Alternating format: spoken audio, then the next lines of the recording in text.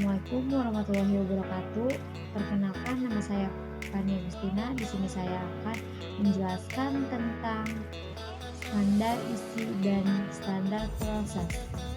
Menurut Woyana, tahun 2010, standar isi adalah ruang lingkup materi dan tingkat kompetensi untuk mencapai kompetensi lulusan pada jenjang dan jenis pendidikan tertentu. Yang ditunggakan dalam kriteria tentang kompetensi kematan dan kompetensi bahan kajian, kompetensi mata pembelajaran pun silabus pembelajaran, kriteria pemilihan materi pembelajaran yang akan dikembangkan dalam sistem instruksional dan yang melandasi penentuan strategi belajar mengajar. Belajar mengajar yaitu 1. Kriteria tujuan mengajar. 1. Kriteria tujuan instruksional. 2. Materi pembelajaran supaya terjabar. 3. Relevan dengan kebutuhan siswa. Standar proses. Menurut Muyasa, tahun 2010, standar proses adalah standar nasional pendidikan pembelajaran yang berkaitan dengan pelaksanaan pada suatu satuan pendidikan untuk mencapai standar kompetensi lulusan.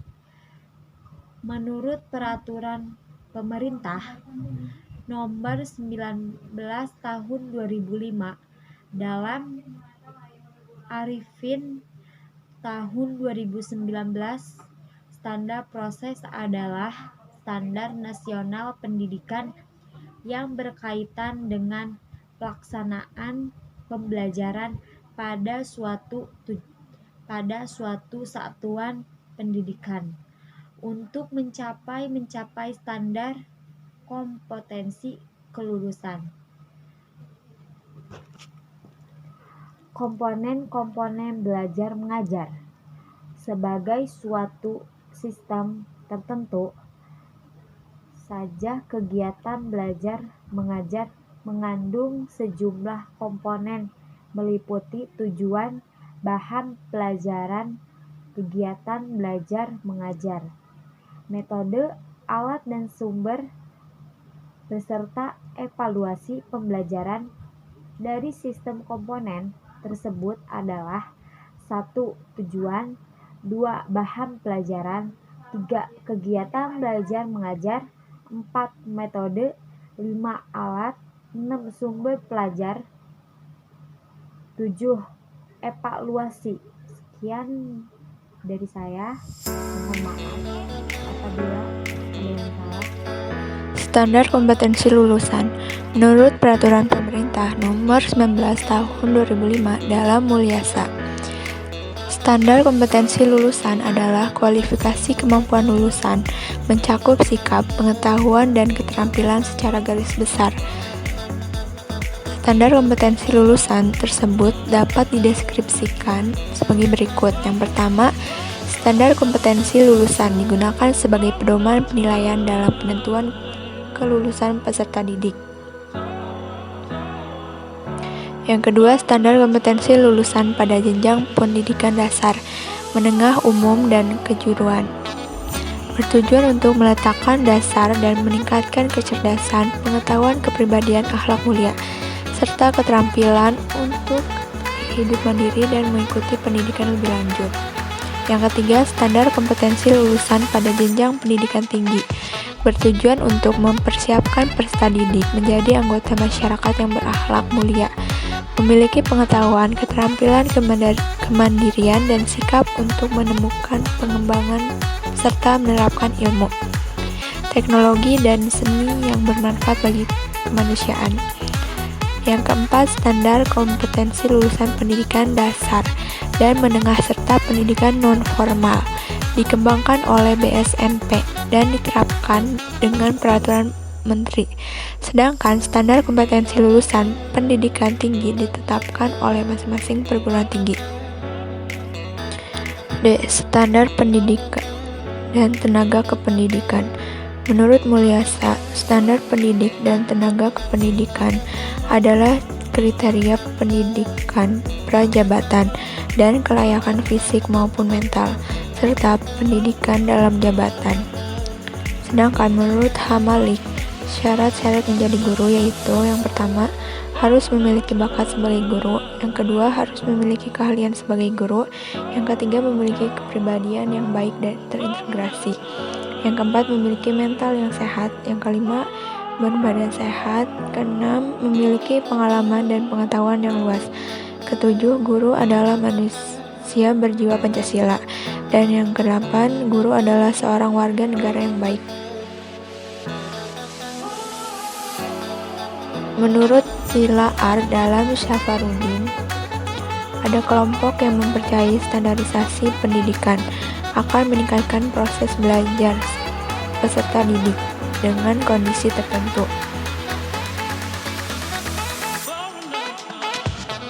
Standarisasi pendidikan perlu dengan memerlukan syarat-syarat, diantaranya standar yang akan dilaksanakan merefleksikan kebijakan dari orang tua. Kemudian, penyusunan dan penetapan standar isi atau kurikulum haruslah secara hati-hati. Selanjutnya, standar yang telah ditentukan hendaklah dapat dilaksanakan oleh guru yang profesional. Selanjutnya, kemajuan akademik di sekolah tidak dapat semata-mata diukur melalui tes akhir atau ujian akhir. Yang terakhir, standar haruslah memberikan kesempatan yang sama untuk semua peserta didik. Menurut Sagala S., guru yang memenuhi standar adalah guru yang memiliki kualifikasi yang dipersyaratkan dan memahami benar apa yang harus dilakukan, baik ketika di dalam maupun di luar kelas. Di samping itu, tugas mengajar sebagai tugas pokok seorang guru. Ada juga beberapa persoalan atau tugas prinsip yang semua guru harus mengetahui dan menguasainya sebagai bagian tugas dari seorang guru yang profesional,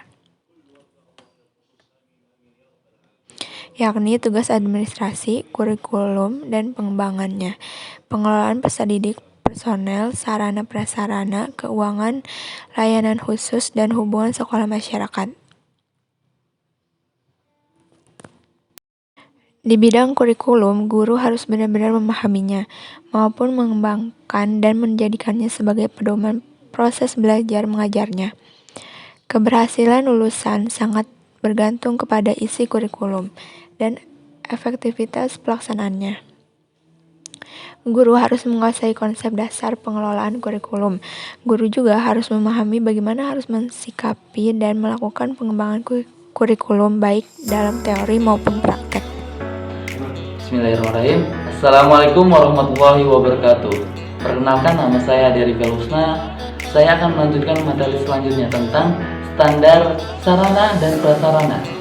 Standar sarana dan prasarana adalah standar nasional pendidikan yang berkaitan dengan kriteria minimal tentang ruang belajar, tempat berolahraga, tempat beribadah, perpustakaan, laboratorium, serta sumber belajar lainnya yang diperlukan untuk menunjang proses pembelajaran, termasuk penggunaan teknologi informasi dan komunikasi.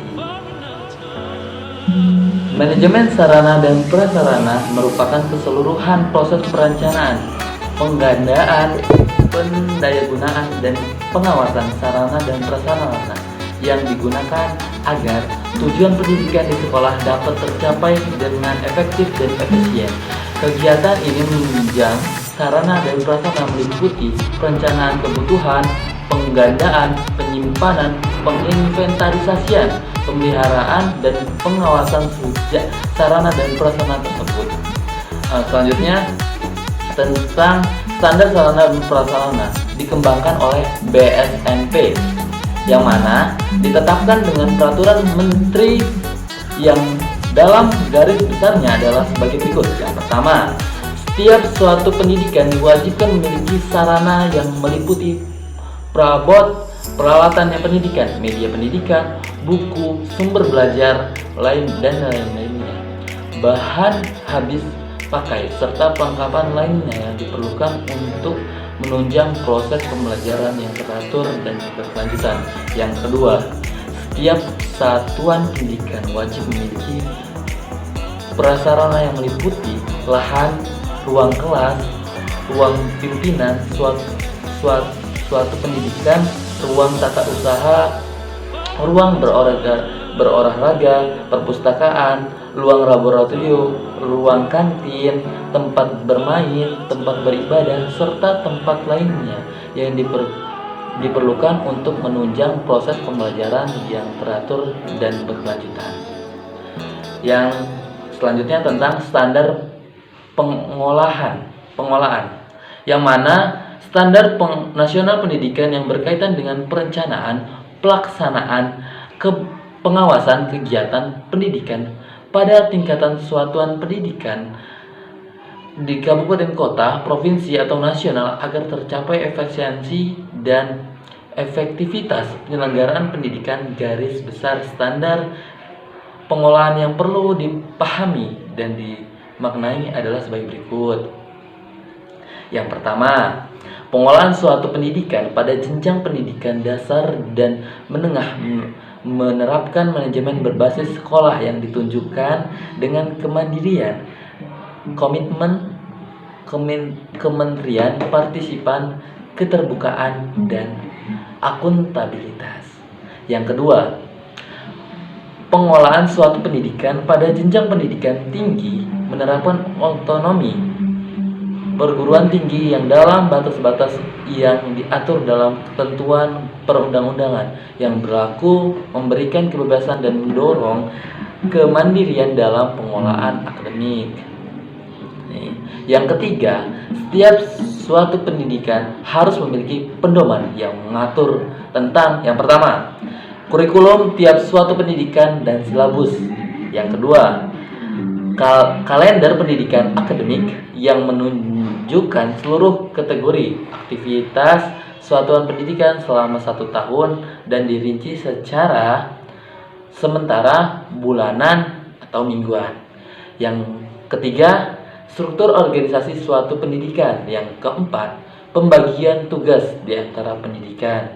Yang kelima, peraturan akademik. Yang keenam, tata tertib suatu pendidikan yang minimal meliputi tata tertib pendidikan. Yang ketujuh, kode etik hubungan antara warga di dalam lingkungan suatu pendidikan dan hubungan antara warga suatu pendidikan dengan masyarakat. Mungkin cukup yang dapat saya sampaikan, selanjutnya akan dibahas oleh materi selanjutnya. Terima kasih. Assalamualaikum warahmatullahi wabarakatuh. Saya Putri Nadihanti. Saya di sini akan meneruskan materi dari teman saya, yaitu tentang standar pembiayaan. Pembiayaan pendidikan terdiri atas biaya investasi, biaya operasi, dan biaya operasional. Namun, biaya satuan pendidikan sebagaimana dimaksud berikut. 1. Gaji pendidik atau tenaga pendidikan serta segala tunjangan yang melekat pada gaji. Yang kedua, bahan atau peralatan pendidikan habis pakai. Ketiga, biaya pendidik langsung. Dan yang H, standar penilaian pendidikan. Menurut Badan Standar Nasional Pendidikan mengemukakan prinsip-prinsip umum penilaian hasil belajar berikut. Yang pertama itu mendidik, yaitu yang artinya proses penilaian hasil belajar harus mampu memberikan sumbangan yang positif. Yang kedua, terbuka atau transparan, artinya prosedur penilaian. Ketiga, menyeluruh, yang artinya pembelajaran dalam melakukan penilaian kegiatan yang kompetensi. Terus yang keempat, terpadu dengan pembelajaran, artinya dalam melakukan penilaian kegiatan pembelajaran. Dan yang terakhir kelima, yaitu objektif, yang artinya adalah proses pengaruh atau pertimbangan objektif dari ini. Mungkin itu saja yang saya sampaikan. Sekian dari saya. Wassalamualaikum warahmatullahi wabarakatuh.